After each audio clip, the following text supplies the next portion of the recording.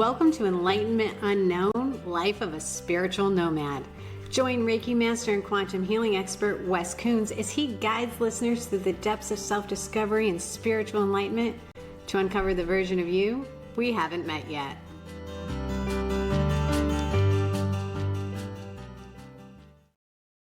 Welcome to Enlightenment Unknown, Life of a Spiritual Nomad. My name is Wes Coons, and welcome back to the show. We're like January 10th of 2025, so welcome to the new year. Some disclaimers for this show is we have jets flying over and I have carpenters banging on the back of the house, but I'm not going to re-edit everything. We're just going to roll with it.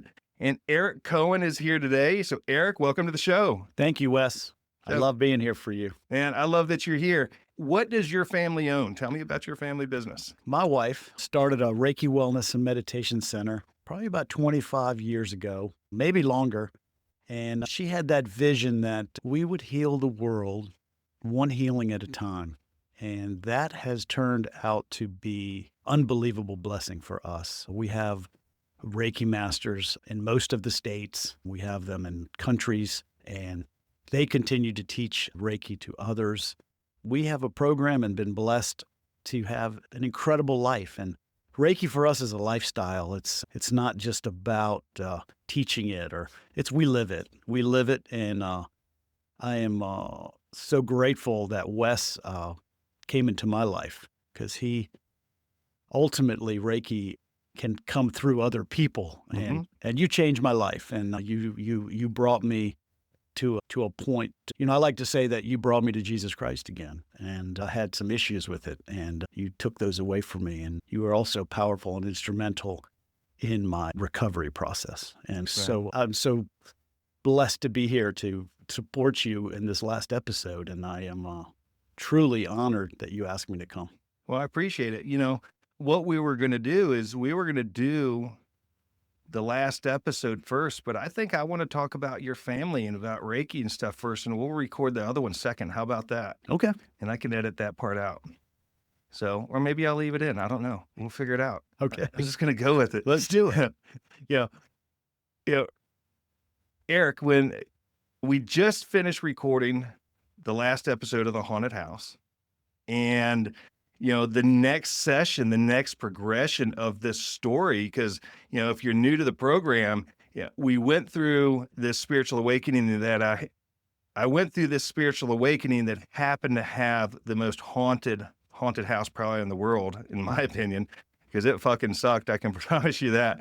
And so we went through that in great detail. And so we finished up the last episode, which was the 21 days. What was next? This is what was next. And after everybody left, and after the Reiki people were gone, after the medicine woman was gone, after the priest was gone, I was sitting in my garage. And you got to remember, Eric, the property is about an acre. You've never been to the house. And it's more rectangle shaped. So it was wider than it was deep. And there's this fingerling of water that came up to the back. And the house was, 4,800 square feet. It was beautiful. We had this custom outside swimming pool put in, 1,000 foot of pavers, this beautiful custom gazebo and sunroom that I never got to use. I never fucking used it because I didn't live there. Now the medicine woman is gone and the house has been fixed, right? So, I'm standing in this detached garage and I was by myself. One of the things that had just happened was this, we did 2 exorcisms, one with a minister guy, one with a priest, and then went up to Lakota. And Lakota, you've been to the mountain, you've done ceremony there. And we did this rebirthing ceremony when this big ass fucking demon left my body. So, I am 30 days into being alone in my own body for the first time since I was a child. Dude, it was unnerving. Because I didn't realize those things were there. But I mean, you have a family and you have children, so it's kind of like you come home and all of a sudden the family's at Busch Gardens for the day, and you're by yourself. It's eerily weird, right? And I just remember feeling so alone, and I was still scared. So you can hear the hammers in the background. So sorry, guys, we're not going to re-record. We're going to keep going. So, but I'm sitting there, Eric, and, I'm getting ready to sell the house. I think it was already on the market at this point. And I had what I was going to take with me literally in a pile in the garage. I left that house. When I sold the house, I sold the fucking toilet paper, the toothbrush, the toothpaste holder, the toilet scrubber, the sheets on the bed, the fucking bed, the TV, the remote control, the sofa, the everything, dude. I walked away. You were done. Yeah. The guy gave me like $15,000 for the stuff, and I'm like, I'll take it. I mean, all the furniture is brand new. Dude, this motherfucker has pictures of my family on the wall. I'm like, he's like, do you want this? I'm like, fuck those fuckers. I'm gone, man. I only took a couple things. I literally, what I could fit in my trailer, which is only a third full when I left. And that was a grab and go. Ty came, a couple other people. We grabbed that shit and threw it in there so fast because I was terrified to be there. I'm standing in the garage, and I've never felt so alone. Then all of a sudden, this little finch comes, and I've got a picture of it. I'll show you. This finch comes, lands, walks up to my feet. When does that happen? I reach down and I pick up this little bird and I'm petting it. It's my mom. My mom came to see me. Yeah. She took over that bird and came to see me. And dude, I held that bird for maybe a minute and a half with an open hand. I'm just petting this thing. And all of a sudden it shook his head and his eyes got really big and it took off. And that was my mother coming to tell me that she loved me, man, and that I wasn't alone. I just looked around the room. I just couldn't do anything. So I left, at that point. I was so broken.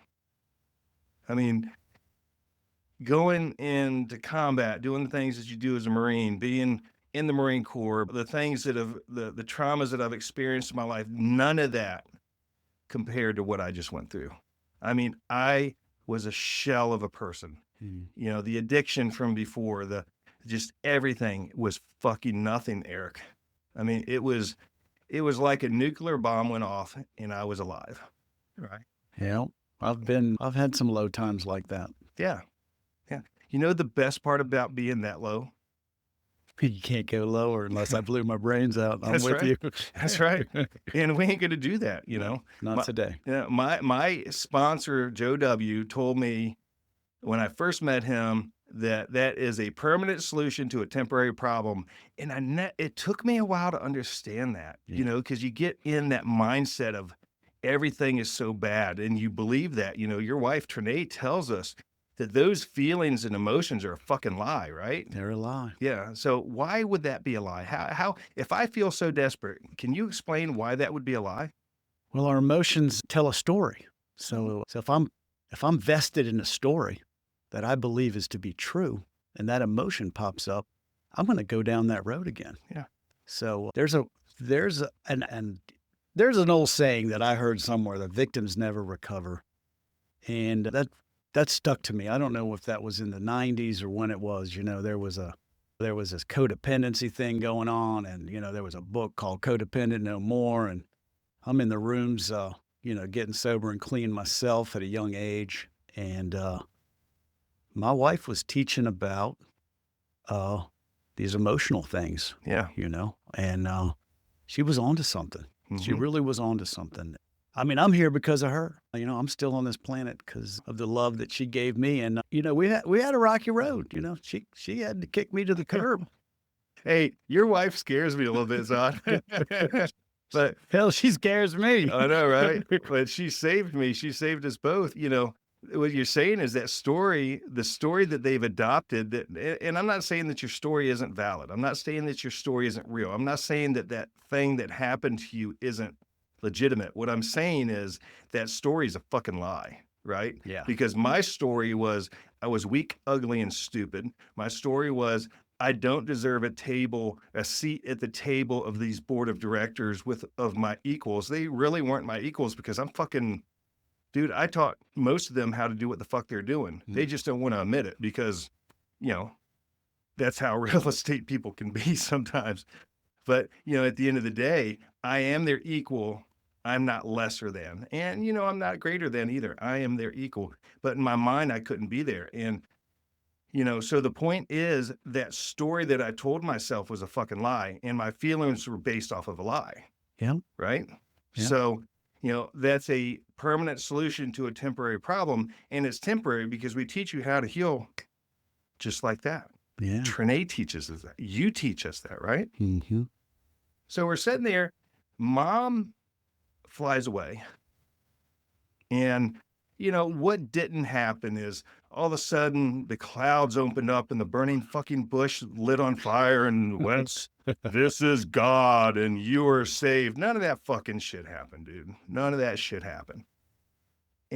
But what did happen is I put a foot in front of the next. Amen. And I didn't know where to go at that point because I was so broken.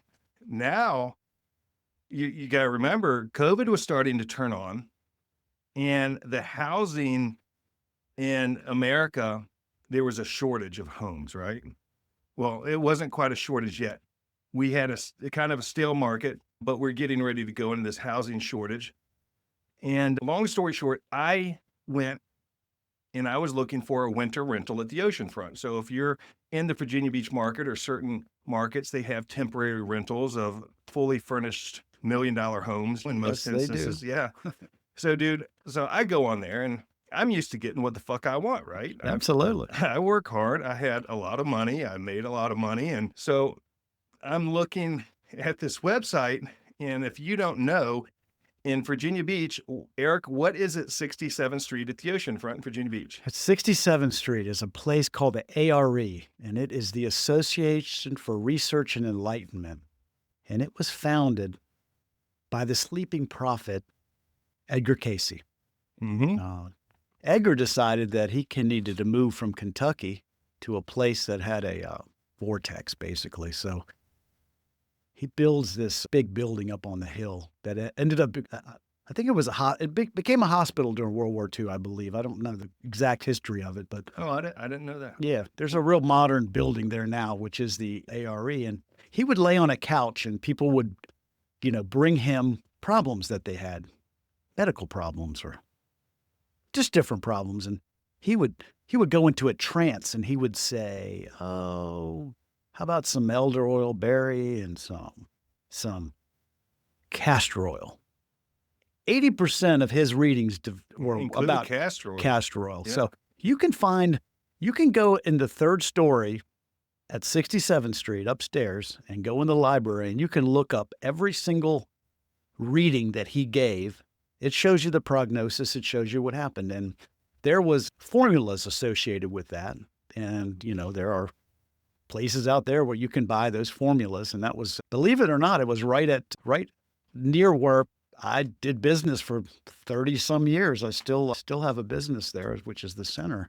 And they would mix this in the back of the Rite Aid and sell it at the place called the Heritage. Did they? I didn't know they did. Oh, that. They did that. Yeah, the guys over there were, the Heritage was this real hippie place, but there was always a distinction between the Heritage and the ARE. It was like this battle they had. Mm-hmm. And, and my wife actually wanted to open up a business where, my wife was a cleavage, high heel woman and who wanted to meld East and West. Yeah. She wanted to bring that East healing to the West. And, so, she didn't want to, have this whole hippie granola poor life mentality. So she brought some class to holistic healing. Yeah. And that's what she did. She did. And she does. She does. And, today's a class act. And so, I'm looking for somewhere to rent. And, dude, I know this is shocking for everybody, but I wasn't always this fucking holy and spiritual, bro. So I'm looking at this. I'm like, fuck that, man. I'm going to be at Croatan. Croatan's cool. They had some pretty badass places there. I mean, I could put my Jeep. I could put my truck. I could put my Maserati. I had some toys. And I'm like, I got my dog. And they all turned me down for the rental. I'm like, what the fuck, dude? Mm. I mean, there was no reason why I was turned down. Mm. I financially qualified for it. I was right as rain. I'm in real estate. I know what I qualified. Everybody turned me down.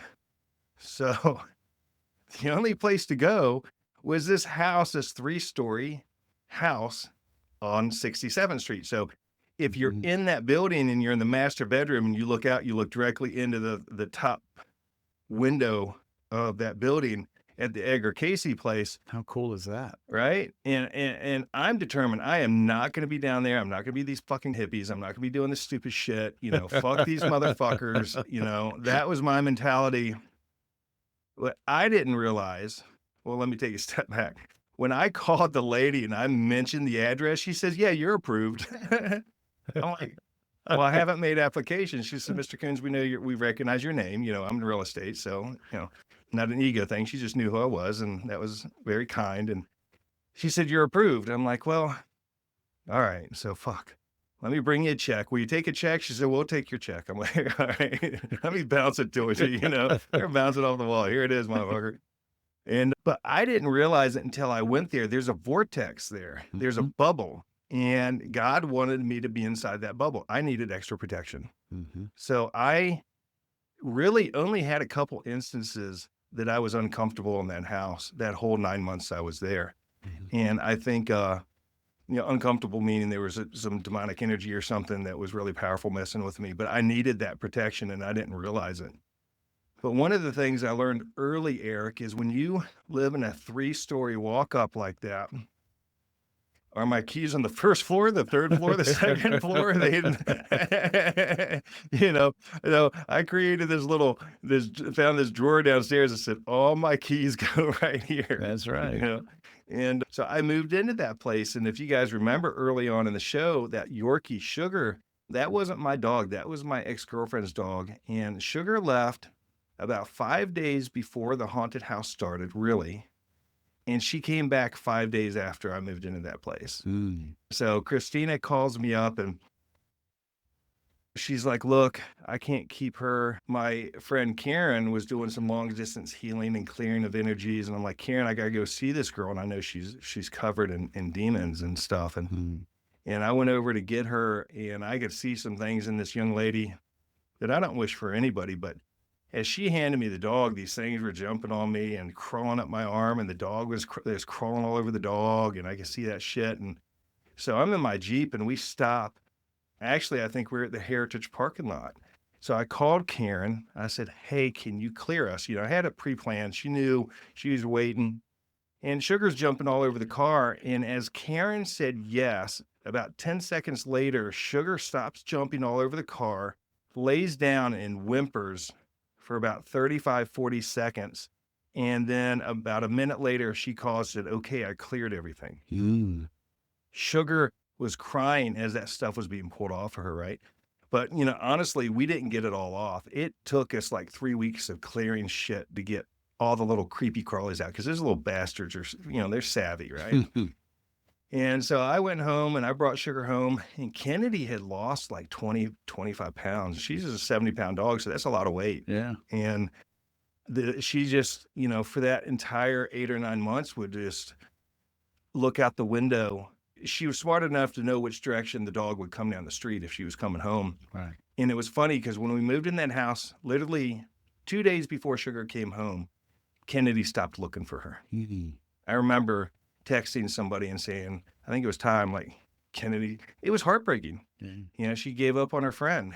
Yeah. And then, so they came home and I got this video of them kissing each other, and Kennedy walked upstairs and ate her bowl of food and started putting weight on. And Mm. I got my girl back, you know, her family's back, but Sugar's never the same. You know, my ex's boyfriend abused her and stuff. So Sugar never really reconnected with me. But long story short, we moved life moved forward, and, you know, Sugar did what Sugar wanted to do. She was, Oh yeah. she was crazy. That dog is strong. But her and Kennedy were tight though. Yeah, they were tight. They're good. They're best of friends. And so, you know, now I'm in this house and trying to figure out how to rebuild. I lost all this money on the home that I was selling. I ended up selling it relatively quickly. And people asked me, oh, did you sell it and walk away? I'm like, fuck that. What am I going to sell it to you and say, hey, well, it's a great house, and all of a sudden all these demons are going to destroy your family? That does not work for me. So we got it fixed, and luckily the guy that bought it's probably one of the most disconnected people on the planet. So that worked for him. And if you remember in like episode 8 or something, we did that big ceremony just before 4th of July weekend. And at the end, the psychic that was helping us, Eric, I don't know if you listened to that episode or not, but he says, oh, I'm going to be the curator of that property from now on. I'm like, the fuck I am. I'm like, I am not staying here the rest of my life. If all these bitches want to pitch in $1 a month per entity, I'd probably have a couple $100,000 a month coming in, but nobody wanted to pay.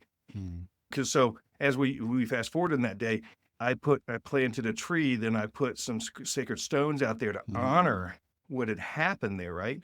And they said that the house would pick its owner. Yeah. The house would pick its owner. And this guy. And it did. Yeah, this guy came along, great guy. And he lives there by himself. I don't know if he's married now. It's been a few years. But, every time I see him or talk to him, I'm like, how you sleeping? And he loves it because the house has been fixed, right? But, even though the house was fixed, people would come in the house and they said, gosh, we love it, but just something doesn't feel right. The house picked its owner. And he's, I don't think he was in the military, but, he's a tough guy. He's a masculine man. And, they needed the energy that he brought suited that place. And I think he's very, very happy there. I think so too. There is no refund if he is not. So, but I'm out of there. The house is happy. He's happy. The dogs are happy. And I'm just broken, dude. I'm fucking broken. And you guys can still hear the hammer in the background. Sorry about that. So I'm looking for something. How appropriate. Yeah, right? Yeah. I'm looking for something, but I don't know what I'm looking for. And there was an office space down off Alaskan Road, and it was an attorney's office, and the attorney's last name was similar to the word Reiki. Right. And I kept seeing that, and I remember Sandra Grace talking about it, and I'm like, well, let me Google it. Then there's the Reiki Wellness Center, right? That's you guys. Yeah. And so I'm like, all right. So I call, and Jessica answers the phone. And I'm like, I'd like to have an appointment. And she says, yeah, we're 6 weeks out. I'm like, okay, well, I'll see you tomorrow. Yeah. Is what I said. And she said, no, it's 6 weeks out. I said, oh, I understand. I'll see you tomorrow. She's like, no, Mr. Coons, there's no space for you. It's 6 weeks out. I said, okay, I'll take that appointment and I'll see you tomorrow. And she's like, okay. 15 minutes later, she calls me. She says, hey, we have an appointment tomorrow at 11. Can you come? I'm like, I know. I didn't realize I had gifts yet. I just knew I was going to see Trinae. And, I walked in there and I'm like, I don't know why I'm here. I didn't know why I was there. I knew I was supposed to be there and still didn't understand Reiki. And Trinae does, tell them how she helps people besides Reiki. So my wife is a life coach. So she is a coach. She's also a very world-renowned psychic as well. She calls herself an intuitive, and she has clients all over the world, actually. And she has been doing that for a long time. She was born with the gift. And I tell you, it's tough being married to a psychic. Hey, dude, man. Yeah. She knew stuff with me that made me feel very uncomfortable, and I knew it, and we all knew it, and we've got a story. I can tell you that. Her and I have a story, but she loved me through all that. And our story is one of, she took me back.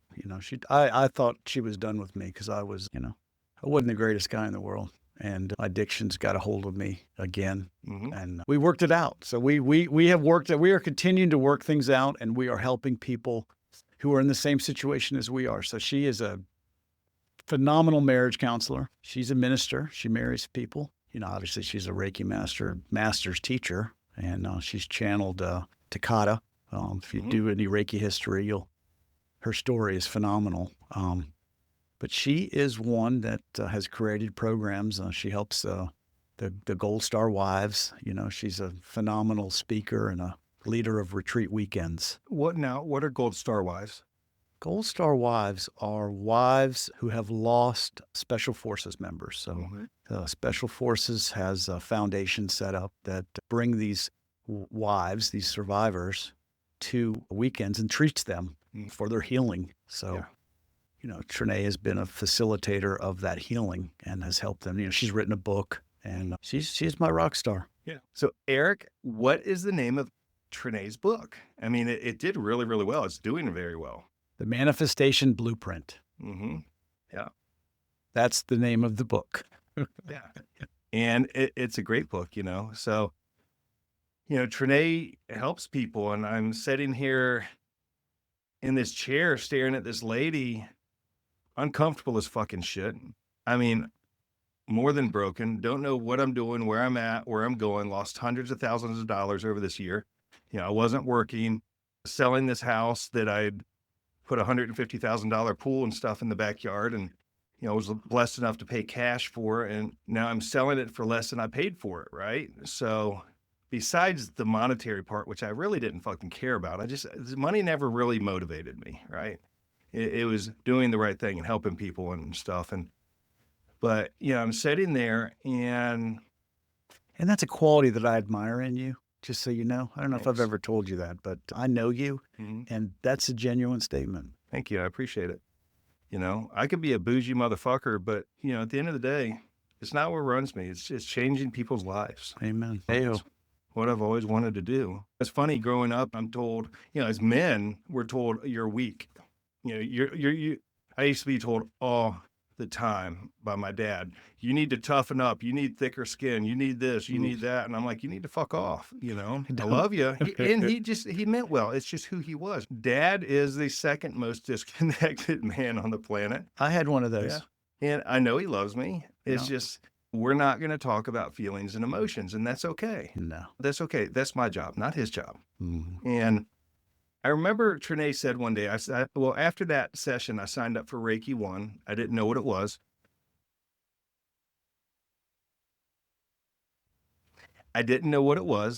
And, I'm pretty much a blind faith guy. If somebody says something that resonates with me, I'm going to sign the contract and go. And, there's been many times I'm showing up at the wellness center. I'm like, why am I here? And they're like, Jesus Christ, we're teaching a class, and this is the class. I'm like, okay. This is a true statement. Yeah. I've witnessed it. Remember the Well-Heeled Warrior? Yes. God, I came in there. I was sick, and I was on cold medicine. I was fucking high as a kite from the cold medicine.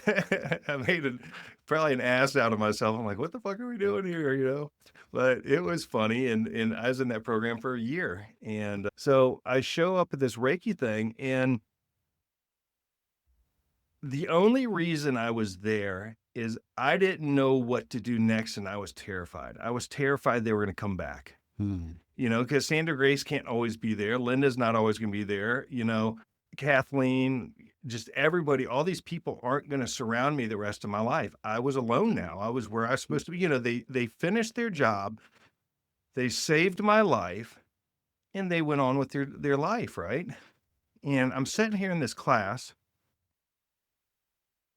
I'll tell you a quick story about that jet noise that we're listening to. It used to drive me crazy. And my wife said to me, Eric, think about that young pilot flying that $50 million aircraft. That dude is just living his best life. And that changed me to the jet noise, because the jet noise used to drive me crazy. Yeah. Well, we call it the Virginia Beach pause, But at the end of the day, if you really look at a pilot, I've never really paid attention to this, but if you look at a pilot as a combat person, because they are in a combat position. So they're 500 miles behind enemy lines. If they get shot down, they're by themselves. If they get shot, they're by themselves. If something happens, they're by themselves. If their equipment goes out, they're by themselves. they're going to be, if they survive what they land or parachute out, they're going to be cut into pieces most likely. And, our government doesn't give a fuck about us. Let's be honest, as military, they're probably not going to come get us or can't come get us. When I started thinking about that, I was like, man, those men and women, dude, they're powerful, bro. Special breed. Yeah. So they're sitting on a $50 million jet strapped to their ass. I mean, I'd like to go for a trip. Wouldn't you? So we're sitting there, we're in Reiki 1 class, and Trinae says, you can take Reiki, you can get a certificate, you can go all the way through Reiki 1, Reiki 2, and take a master class and become a master teacher, whatever. Or you can live a Reiki blessed life. And I never forgot that. I didn't know what a Reiki blessed life is, but I knew it sounded good, and my life was painful. Everything was painful. I wasn't healing from shit. I'd been to talk therapy. That was a joke. I mean, the therapists were more fucked up than me, right? And that's saying something, but she said it with such clarity and sincerity. I'm like, I don't know what that is, but I'm going for that. And I knew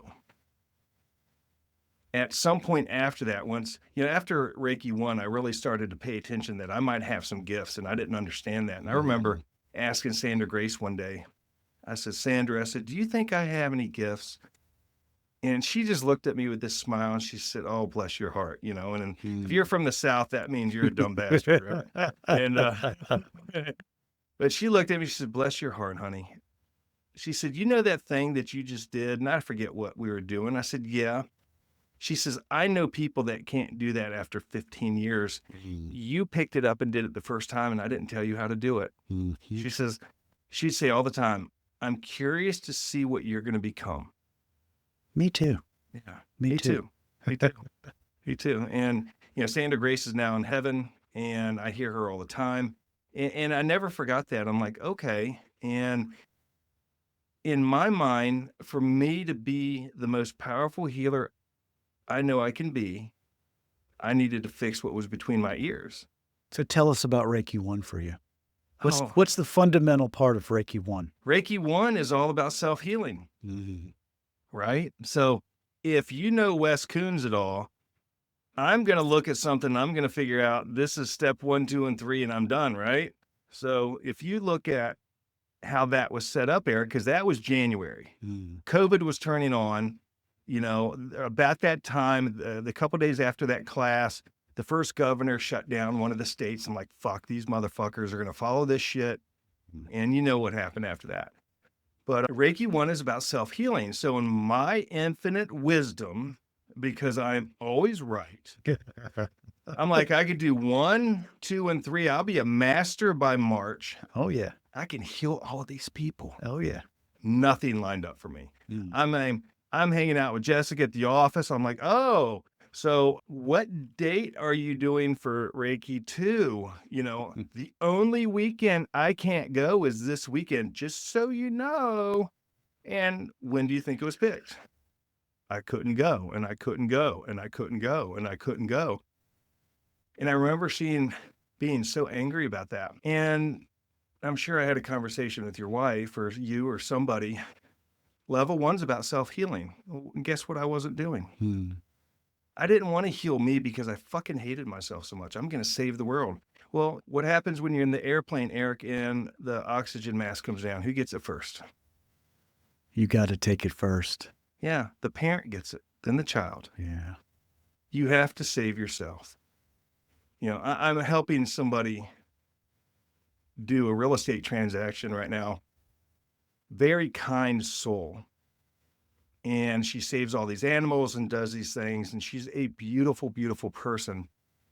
And I told her yesterday on something, I said, isn't it time for you to save you? Because you're saving everybody else.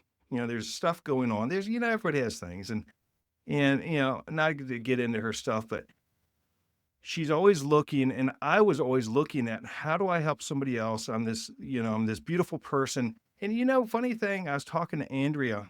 I was on the board of directors of our local MLS a number of years ago. And she said, I couldn't stand you when you're on that board. Hmm. And dude, that hurt my fucking feelings. Mm-hmm. I mean, that hurt when she said that. And she wasn't being mean, but that was the energy that I carried. I was married at the time. I was going through, I mean, let's be honest, at that time I had a back injury. I was struggling for prescription pain pills. I was in extraordinary amount of pain. I mean, there was many instances where people had to help me walk from my car to get in that building. It was that painful. And, in my mind, I'm like, oh, I'll do anything for anybody. I was so in victim energy, Mm-hmm. and I didn't understand what it was.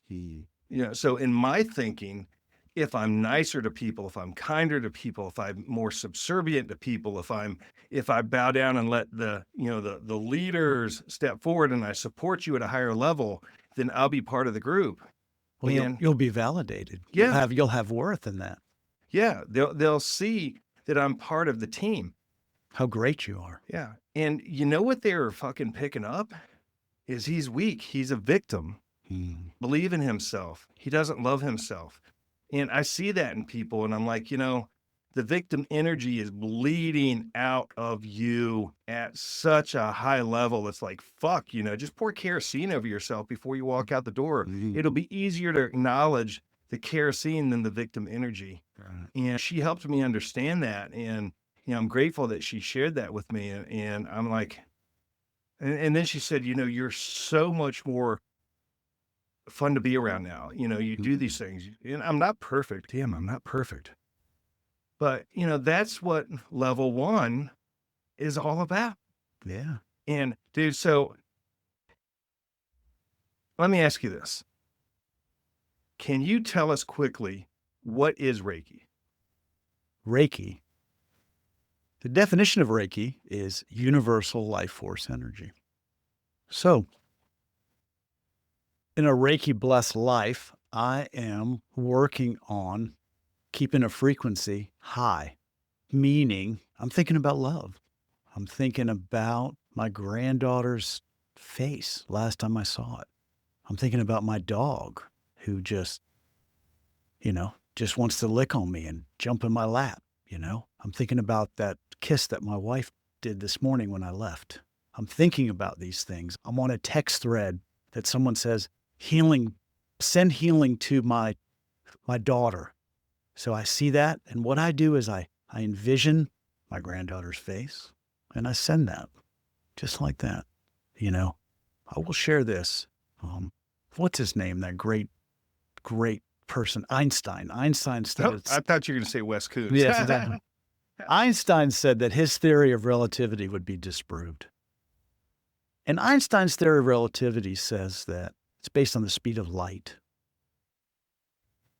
And he said that it would be disproved one day because you can send a thought to a faraway star in a faraway galaxy in an instant, which exceeds the speed of light. And they've done experiments now. You can watch it on Netflix. There's a guy there's a pendulum in California and he's on the East Coast and he's thinking about that pendulum and he can make that pendulum move on the West Coast. Oh, that's cool. I haven't seen that. Yeah. So we're talking about quantum physics here. Yeah. So this Reiki energy is being proven on a daily basis. Mm-hmm. I'll share this. So I was thinking about Lakota one day and I thought, you know what? I want her to, I send her some love. You got a phone call, didn't you? I did. I got a phone call within 20 minutes of me sending her a message in my mind, And there's books about this. I mean, there's books that the Aborigines went on walks without speaking and animals would come to them when they were hungry. And this isn't anything new. This is ancient wisdom that is being brought to the masses today. And, we're part of the teachers. We're part of that love vibration, Love is at the frequency of 528. Yeah. And that's the color green, and that's the heart chakra. So I can go on and on, Wes, because I live this. I breathe this. You do. I do. So thank you. You do. No, you're welcome. And I know for me, I have, I've got a healing business because of you guys. And I think I've done probably 1,500 healings at this point. Isn't that fucking crazy? No. I think it's crazy. One person. Yeah. How many Reiki masters, and they don't even have to be a master, how many Reiki people do you think you guys certified in your 25, 30 years? I often try to figure that out because I'm a numbers guy, Yeah. So I think about it. It's 100,000 plus. Yeah. You know, It's a lot of people. because it's immeasurable, because I don't know how many that the other centers or the other people have done, Mhm. So I know we helped facilitate a guy had come to my wife that had been diagnosed with cancer. He was given 6 months to live. Mm-hmm. Wealthy guy, local guy here. And his friend, who was a Reiki master, said, "Oh, you got to come see this lady, come see Trinae." So he comes to see Trinae, and she says, I can't help you. Sends the guy away. Can't help him. Well, the guy's kind of rich. He's a smart guy. So he books another appointment. And he comes back and he wants to know why she can't help him. And I love this story. And she looks at him and she says, she sees something different in his eyes. And he really wants to know why. And he goes, "Well, I couldn't help you before because you had already believed what Duke told you. Mm-hmm. Duke already told you were going to die. Your doctors said you were going to die and you believed them. Mm-hmm. I couldn't help you there. But today I see something different. Are you willing to go to any length and follow a certain protocol?" And he said yes. So he returned to his faith. He was Catholic, and he changed his diet. She made some suggestions. And I'm here to tell you that gentleman's still around. Is he really? That's He cool. is. And he let us Like use that. his hotel. We would do the DoubleTree Hotel, and we would put a little Reiki sign up there, and we would teach our classes, and we would set up 7 or 8 tables. And just the vibration of the clinic, from the students and all the healings, people would come in from the hotel to come in for a healing. Yeah. And we would do 250 healings on a Sunday. Yeah. It was absolutely phenomenal. This was, I don't know, in 2012 maybe, I think. And it has been a phenomenal journey. Mm-hmm. And I believe we're just getting started. I know that sounds kind of crazy, but It is. I mean, I don't know how to do the math and figure that out, but the butterfly effect, you drop the rock in the water and the ripple goes across the lake. I mean, the ripple that your family has created is a fucking tsunami. I mean, why do you think the dark, in my mind with stuff where the dark, they didn't want me to survive that house for a reason. And I can tell you, Eric, one thing you don't want to do is piss off a fucking Marine and then give that motherfucker some weapons that'll kick their ass. Like when they gave me the golden armor of God and my gifts and stuff, I'm like, fuck you, motherfucker. Then Trinae and Margaret told me one day, I think it was Margaret and Sandra Grace, all of them, I'd pull things out of people and I'd break its fucking neck and just throw it, throw it to the sacred flame. And they're like, well, maybe you do it with unconditional love. Amen. Hey, Dude, that pissed me off so bad. Because in my mind, I'm like, fuck you, man. Fuck your ass. And as a Marine, I mean, we don't go into Saddam Hussein's house. Oh, let me pray for you. No, we'll pray after we kill you. How about that? And our motto there was kill everybody and let God sort it out. We're combat Marines. We're young men. Mm-hmm. But I thought about that because I'm open. I know enough that I'm the problem. But I see you healing those young minds now. I see you being part of the solution. Yeah. And I listen. Mm-hmm. I listen. And so you know what happened? About a week later, I'm like, fuck, all right. I'm gonna fucking prove you wrong. As I was pulling something that didn't need to be there, and it doesn't mean it's demonic, there was just things that are there, right? And I was getting ready to break its neck, and I said the Ho'oponopono prayer. What's the Ho'oponopono prayer? Do you know that? You know that. I do know it. What is it? Please forgive me. Mm-hmm. I'm sorry. I love you. Thank you. That's right. You're thanking yourself. You're loving yourself. You're forgiving yourself. You're raising your vibration, right? Mm-hmm. And- Cleaning. You're cleaning the world. Yeah. And I said by that, cleaning yourself. that's right. It all starts with us. It starts and ends with us. Mm. And I said that prayer, and that thing went limp in my hand, and I pulled it out. Mm. And you know what it said when I was done? I still place it. When I do a healing session, there's a candle there, and whatever comes out goes to the foot of Jesus, and that is the portal to the foot of Jesus. And it said, thank you. Mm. It said, thank you. Pilemaye. Yeah. Oh. And it wasn't bad. It just didn't need to be there. It served a purpose. Mm-hmm. That pain that was in that lady's hip that I pulled out, and in that energy or whatever, that energetic parasite or whatever you want to call that, or, some people say none of that's real. It's just, I'm just removing energy. I don't know. As I progress and grow and heal and become more powerful, I don't see things like I did then. Mm-hmm. I don't see things like snakes that I was pulling out and stuff. It's changed as I've healed, right? Mm-hmm. But it said, thank you. And I've had instances where I pulled it out and I've been told, do not send it to the foot of Jesus. Mm-hmm. That I've had the client say, hey, thank you for that pain in that hip from that lady or that gentleman has been there since they were, whatever happened to them. That's where that manifested in their body. That energy wasn't supposed to go to the foot of Jesus. And I have them talk to it and say, hey, I appreciate you. Thank you for loving me so much that you kept that pain in my hip for it to be healed today. And now it's time for you to go wherever you need to go next to help the next person. And this is an instance where I can't clear it. And we go to this level and it'll clear every single time. And it releases and I hold it up and I can see the energy leave the room and go wherever it's supposed to go. Well, it's crazy, isn't it? Oh, no. It's fucking crazy. It's so great. And we all heal in different ways. So we teach a basic form of Reiki, and then people take their talents and their life instances to it. So we have herbologists, we've got attorneys, we've got real estate agents, we've got people who take their trade of what they know and then they apply the Reiki principles to it.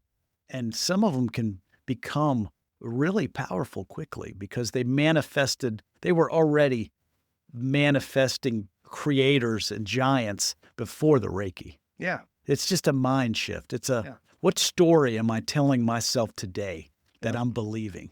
Yeah. Or am I getting up in the morning saying, God, put me in position. I don't need to be understood anymore. I want to understand. Yeah. Help me to love. I don't need to be loved, but let me love somebody. Let me go. Put me where I need to go. That for me, it's always the challenge of God's will versus my will. Yeah. And for me, it's when I help other people, I get out of my own way and I listen to the whisper. There's a whisper that Trinae talks about. And today I want to follow that whisper, that consciousness that there's an intuition inside that tells me if it's, right or wrong, and I can listen to it today. Yeah. And when I don't listen to it, when I want to go shooting at the gun range instead of helping my daughter, I got to take a look at that and go, oh, it must be God's will I go shooting today. Yeah. Or I can go, you know what? I need to go help my daughter. I got to put my will aside. And that was the hardest thing that I've had to learn. Yeah. On this journey on this planet. And I've learned it late. Yeah. But I'm learning it. I think one of my favorite things I like to say is, especially when you've been hurt, is we're on a soul contract. Like this relationship I came out of last year. You know about that. You're like, thank fucking God you don't talk about that shit to me anymore. I mean, your eyes would glaze over. I'm like, fuck you, Eric. I know I'm a fucking reflection for everything that I'm talking about. Fuck you. Just fuck you. I said that at breakfast. Eric and I do Sunday breakfast together a lot. And I'm telling him something and his eyes glaze over. I'm like, fuck you for making me a reflection of myself. But it is. But, my favorite thing to say is that individual in your life that broke you at such a level, the real answer is they loved you so fucking much that their soul came in and fucking destroyed you because that was our contract, and their higher self and their soul did that work. So you have an option to put yourself back together the way you're supposed to be, or stay broken and go down the road. Because at that point, it's your journey. It's your responsibility. And as a grown-ass 55-year-old man, I take fucking responsibility for my stuff. And I make mistakes all the time. Hell, a couple episodes ago, 2 episodes on here where Andrea and I had a bit of something. I've come on here and I've admitted my wrongdoings and I've made an amends. And I am loving her from where she's at. She's not on the program anymore. We're not doing projects anymore. It's not our journey to do that right now. And I appreciate that. And we're still friends. Yeah. Right? I'm not going to lose a fucking friendship because Wes is hard-headed and stupid. That's growth. It's growth, right? And I know Andrea's listening to the show. Hey, Andrea. And hey, girl, keep getting it. Yeah, eat them tacos, girl. But, we're still friends, and that's okay. I might not like it, but you know what fucking she did for me? She would tell me who I was when going through this podcast, literally being on this floor on my hands and knees and fucking screaming in pain after doing a podcast or having to stop. It's been that painful. And she's like, don't you forget who you are. You were powerful. You've got gifts. She called it talent stacking. I'm like, I don't know what that means. She's like, you've got all these talents. You stack them on top of each other. And this is who you are. You're going to be a world healer. You're going to a global level. And she's not on this journey with me right now. But I wouldn't be here if it wasn't for her. I was talking to her last night, and she's like, don't fucking forget who you are. Do your podcast. Do your stuff. I'll help you. I'll tell you what to do. She's just working on other projects, and she's in love. So she's off with her boyfriend, which is fucking cool. And so she was here for a season at that level, but she's here for another season at a different level. But I tell you what, the day I walk out on that fucking world stage, you fucking don't think you motherfuckers are walking out there with me. You're going to be there too, because I know that's where I'm going. And maybe this is the world stage. Maybe this podcast is it. I don't know. But we've had over 3,100 episodes downloaded. We're in, I don't know how many countries. You go to YouTube and all that stuff, Eric. We're in 80 plus fucking countries. People are hearing our message around the world, and fuck the darkness. That's what I say. Because they fucked up pissing me off. Yeah. And, I am going to bring God's word to the world. You are. And it's cool. It's way cool. So, Eric, this is episode 1 of our spiritual journey, and I've been so excited to get here. Thank you so much for coming on the show. And I have a feeling you're going to be on a lot more shows. And I thank you. This is my first podcast. I was thinking, what the fuck is a podcast? So it's been fun for me. I love to talk, and I've got a big project coming up too. And I'll share that with you if you allow me to. Yeah. And it's a big project, and it's really close to my heart, and it's about the darkness. And we can talk about that now, or when you're ready, we can talk about it anytime you want.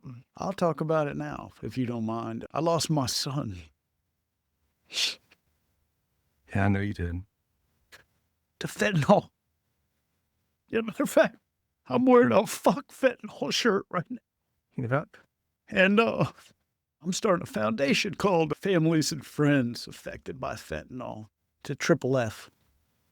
And it's a foundation and an organization that's going to help families, because we were in this boat and we didn't know what to do. And we had a few people that reached out to us, but we want to make that available to the world. I got a goal. We're going to put Narcan in every 7-Eleven, every Wawa, every venue, any venue where rock and roll is played, or any venue that will have it should have Narcan. Yeah. We are losing countless people. I joined not even a unique organization, basically, or a situation, we'll call it. I was among 250,000 to 350,000 parents who celebrated this Christmas without a young person. I had to bury a kid. I didn't bury him. We have a different philosophy in our family, but I'll tell you that 15 parents this weekend will have lost their high school student in the United States. Yeah. 3 a day in the United States Mm-hmm. this week. And this statistic goes back 5 years. Yeah, it's way more than that. It's insane. It's got to be fucking 15, 20 times. So I'm going to go out there and I'm like a dog with a bone. I don't know. Maybe in this podcast we'll get to know me a little bit, but I invented a bike that rode on the sand 16 years ago. I sold a shit ton of bicycles in Virginia Beach. I'm a bike guy, but I'm more than a bike guy. And now I'm going to take a message to this world. I like to talk, and anybody that's going to listen to the statistics, I'm an economics guy. We're not going to get the supply, but I can tell you we can go after the demand. Mm-hmm. And I will talk to every Sunday school class. I will talk to every elementary school class. I hope that I can broadcast this to the world because my son thought he was invincible, but he got this program. He actually got it for a little while, and he was poisoned. He was poisoned by this craziness that exists, and I believe he's on the other side. I mean, he was a powerful warrior, so I'm telling you, he had a soul contract, and he's working on the other side because I'm having people come in my life that are making this possible. And this podcast thing is crazy. I mean, I've only listened to Wes's podcast, so I do listen to Joe Rogan's every once in a while. I mean, I did listen to Joe Rogan and Trump, and that was, and I actually passed that podcast on to a couple friends that ended up voting for Trump. And I thought, because it's hard to hold a conversation with somebody and be real, because you can't. I don't know about y'all, but I'm an alcoholic addict, so I'm one of the greatest liars that probably ever existed in the world, because that's just part of the disease. Some of us are just born dishonest. I might be of that capacity, and some of us got mental problems too, but, I might be that too, but I'm not going to tell you. But today I live a life that's blessed beyond belief, and I've got you as my brother. Seriously. You introducing me to the mountain in Lakota, and has been a gift. I really feel like I've joined a spiritual family that loves me through my flaws, through my. I'm training to be a minister. My wife's been training me, and I swear a little too much for her, I guess. When she says I'm ready, I'll be ready. But I never fucking cuss. So but but I see the light in people's eyes, and I want to spread that light. I want to spread that light and that energy from the Father, because it's the Son and the Holy Spirit. So. And it's all about Mother Earth too. So there's the red road that I found 40 years ago that has saved me. And I believe it's ancient wisdom. It goes back hundreds of thousands of years. Isn't it interesting that on all the different continents, they all taught the same similar thing, yet they didn't have a computer or the internet to send it to all these different places. So the indigenous folks may have been onto something. So why not go back to learning what they learned and teach what they taught? So that's where I'm at today. So Wes, this has been a phenomenal experience for me. And I what you're doing with this and what you're going to do for veterans and for what you're going to do for your passion, I just can't wait to watch you grow into, you're already there. Yeah. You're there. So I'm my problem. I'm my problem too. We got lots of cool things coming up, and I know you're looking at buying a facility. I think you should call it the Triple F Ranch. We got a name for it already. Yeah. It's going to be Driftwood Farms, and if you've taken any classes with my wife, she talks about driftwood. So if you're out at sea and you're lost, and you don't know where the fucking land is, you're out there in this boat. If you start to see some driftwood, you might be getting close to some land, because driftwood comes and then the birds come, and you know what? Maybe you're going to land that ship somewhere. You're not going to be out there floating. Yeah, something's going to happen. So Driftwood, it's going to be the Driftwood Farms, I think, and it's going to be a healing center where we're going to bring families in. And we're going to teach families because, family always think it's the addict. It's the addict. It's his fault. If he clears up, then everything's good. But this is a family disease. Yeah. Everyone's got a part in it. You got the hero, the peacemaker. There's all kinds of cool things in there. But for me, I had to join a program called Al-Anon. And they say the Al-Anons are the sicker than the alcoholics. And I have to, now I'm one of them. And I think I am sicker because I think I can fix you. Yeah. That's why I'm a healer. Mm-hmm. But the power is in healing myself and seeing the reflection in you, recognizing it, and then healing it in with me. And it's like Reiki. We asked what Reiki was earlier. I light the fire in me. I come close to you so that maybe your fire ignites because only you can heal you. But if I can bring a spark to the fire, I'm bringing a spark. And if I can bring a spark to the world through my voice on a podcast, I say, let's do it. So thank you. Hey, thank you, man. I love you. And we all miss Vaughn, and I love your son very, very much. So everybody, thank you so much. I am so excited to be on this part of the podcast because this is what it's about. Andrea asked me to tell my story and I didn't want to do it. So I told that part of it. Now you're going to hear it, who the fuck I am now. Yeah. So I love you guys. Thank you for listening to Enlightenment Unknown, Life of a Spiritual Nomad. And Eric, I love you, and I'll see you real soon. Thank you. Thank you so much.